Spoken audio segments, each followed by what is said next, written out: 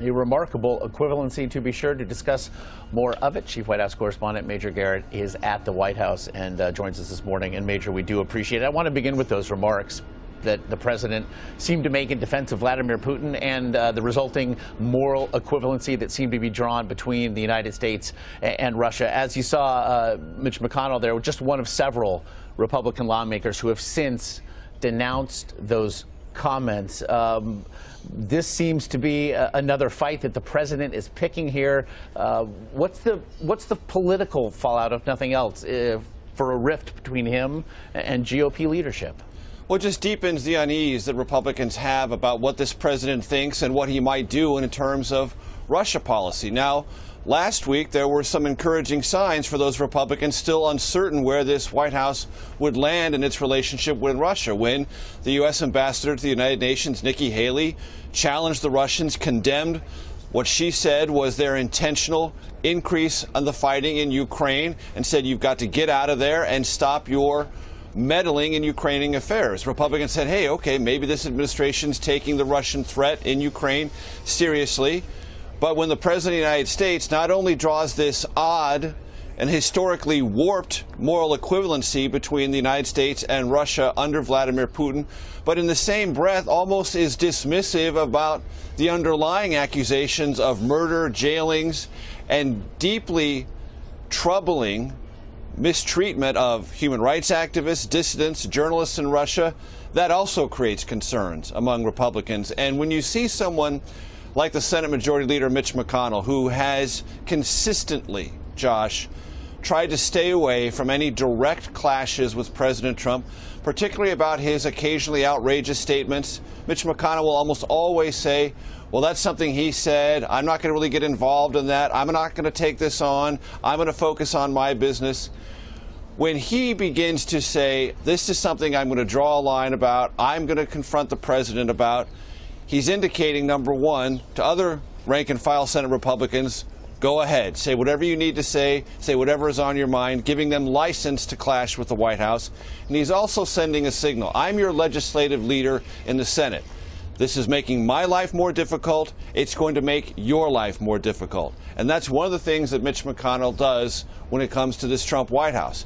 He tried to stay away and was very successful at staying away from direct confrontations because he didn't think there was much percentage in it for him. But when he confronts the White House, what he's signaling is, you're making my life difficult. And when my life's difficult, your life is difficult. And we're seeing these rather reductive instances well, it seems agendas, if nothing else, running headlong into one another between not just the executive and legislative branches, but now the executive and judiciary branches, as the president did again refer to this federal judge as a so-called judge. Obviously, the chaos regarding the executive order and the resulting travel ban has continued here. We also are learning, Major, from the New York Times reporting today that the president will now be read in on executive orders earlier than before. What to make, if nothing else, of the change in protocol here?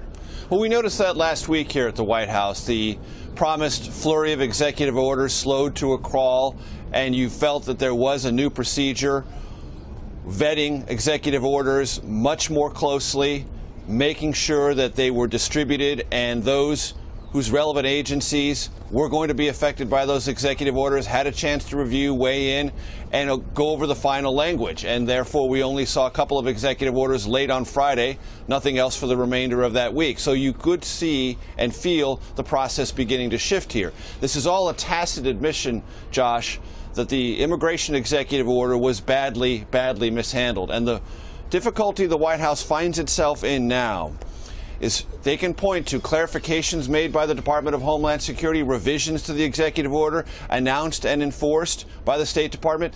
Legally speaking, that doesn't matter. The case before the courts is the executive order as drafted. And the way it was drafted, as Ricky Clayman indicated, creates some constitutional questions that many courts have said need to be resolved. Not only that, in the case of immigration law, precedent in our country is it's not just what an executive order says, but it's what the actors around it say about it.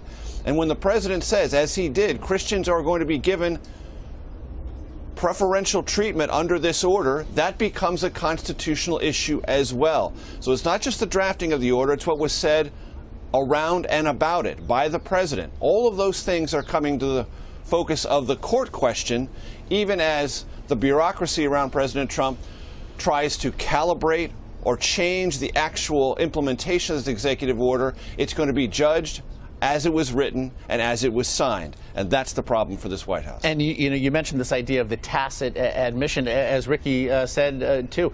There could be slight redrafting here in order to address the constitutionality of it, and yet that would be perhaps, if nothing else, an explicit admission that something was wrong. And I want to get into this idea of tacit admissions. In the same interview with the president and Bill O'Reilly yesterday, we also saw the president say that there would be a new health care plan, and perhaps, though, we wouldn't actually see it in 2017. It would be sometime perhaps into next year. This is something that he had promised, simultaneous repealing and replacing weeks into this administration. That we heard from the president yesterday certainly does not suggest what we'd heard previously. No, it does not. And if it weren't for the Russia news, if it weren't for the ongoing chaos, legal and otherwise, around the executive order, this would have been the biggest headline in the country other than the Super Bowl. Because this is the President of the United States admitting a political reality that, in my conversations with activists on the Republican side and lawmakers of the last couple of weeks, was becoming clearer and clearer to them. The idea of repealing and replacing Obamacare immediately had first bogged down and then essentially disappeared because they don't have a plan. Republicans in this White House do not have a plan to replace the Affordable Care Act. And there are increasing anxieties among Republicans about repealing the Affordable Care Act without a suitable replacement because they don't want to leave people in the breach. They don't want to leave people in this enormous, yawning, and in some cases anxiety-filled gap of coverage between a repealed Affordable Care Act and whatever it is Republicans hope to pass in its wake. And so when the president said, I hope to have it by the end of this year, but it could be next year, he's already telling the country this process has bogged down. It wasn't so long ago, Josh, I would say within the last 3 weeks, where the president said very quickly, almost simultaneously, that rhetoric has disappeared entirely.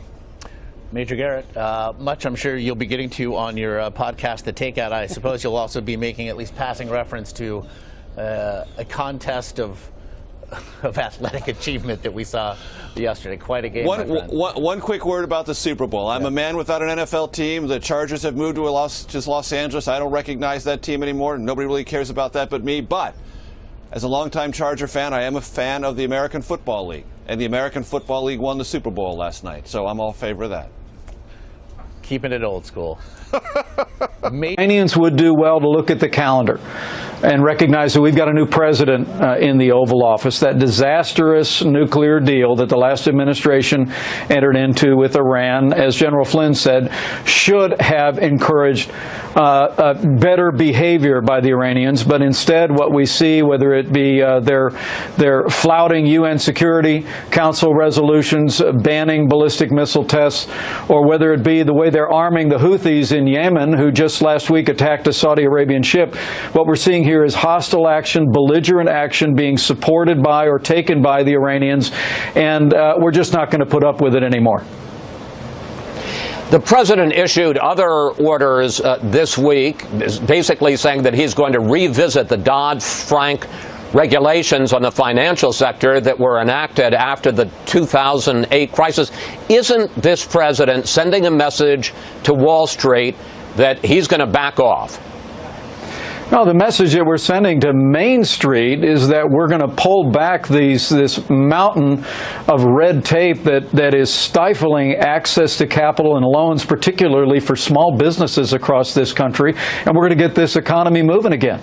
I got to tell you, both on the campaign trail with the president and since the outset of the administration in meetings with business leaders and labor leaders, they tell us that in addition to cutting taxes, that rolling back the avalanche of red tape that's that's stifling this economy and, frankly, stifling the availability of loans and financial resources for companies is of paramount importance. And the action the President took this week, surrounded by leaders in the Congress who've been working to reform, if not repeal, Dodd-Frank, is just the beginning of that effort. And we're going to continue to work hard while we protect consumers along the way. We're going to continue to work hard to advance the kind of regulatory reform that'll make resources and loans available for a growing America.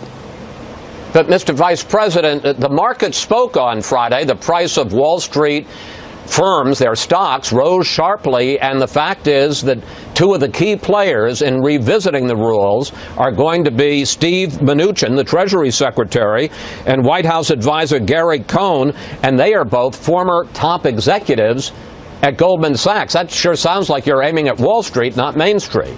Well, but you know, I understand that, and we're proud to have both of those men involved in this administration to bring their expertise. But look, the reality is that you can talk to small business owners across this country, and since the passage of Dodd-Frank, frankly, we've seen the availability of loans in banks across the country begin to dry up for small businesses. Simply the cost of compliance for smaller loans is too heavy in the wake of Dodd-Frank. That's what we're hearing from Main Street, and what you saw the President do this week is begin to roll back those regulations, use common sense, and really unleash the kind of resources that are going to make it possible to see small business America and all of business America grow and create jobs. The President, in another action this week, nominated Neil Gorsuch to be his first nominee to the Supreme Court, and he said that if Democrats try to filibuster, Senate Republicans should change the rules so they can confirm him with 51 votes, not 60. Here is the President. We end up with that gridlock, I would say, if you can, Mitch, go nuclear. And yesterday, Mr. Vice President, you said that Gorsuch is going to get an up or down vote, quote, one way or another, which raises the question, is it helpful for one branch of the government to be interfering or poaching somehow on another branch? I mean, is it helpful to set this up as some kind of standoff between the Trump White House and Senate Democrats? You know, over the course of the campaign, President Trump made it clear that he was going to appoint for the vacancy on the Supreme Court a jurist in the tradition of the late and great Justice Antonin Scalia. And in Judge Neil Gorsuch, he's done that. This is someone who is extraordinarily qualified. His academic background is remarkable, from Columbia to Harvard to Oxford. He literally was 10 years ago, Chris, confirmed unanimously by the United States Senate. And we're very encouraged at this point that more than a half a dozen Democrats have committed themselves to an up or down vote on the floor of the Senate. Neil Gorsuch belongs on the United States Supreme Court, but no associate justice to the Supreme Court in American history has ever faced a successful filibuster, and Neil Gorsuch should not be the first. That's why the President and I both made it clear we're going to work with Senate leadership, and one way or the other, Judge Gorsuch is going to get an up or down vote on the floor of the Senate, and we're confident that he'll be confirmed as the newest associate justice to the Supreme Court. I want to pick up on that, because after President Trump sent out one of his tweets dismissing the judge in the immigration ban case as a, quote, so-called judge, the Democratic Senate leader, Chuck Schumer, said that just shows why there should be even extra scrutiny of Gorsuch, because there is a need for an independent judge to stand up against a president who's talking about so-called judges.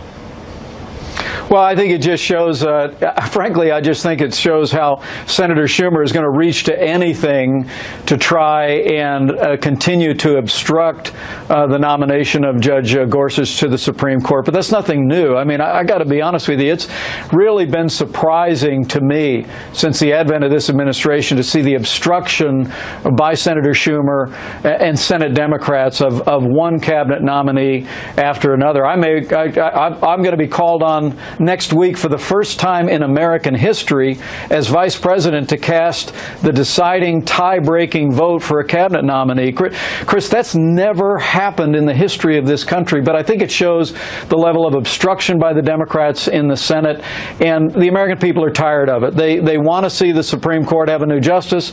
They want to see this president have his cabinet, and we're going to continue to work our hearts out for the American people to make sure all those things happen, despite Senator Schumer and his colleagues' obstructive efforts.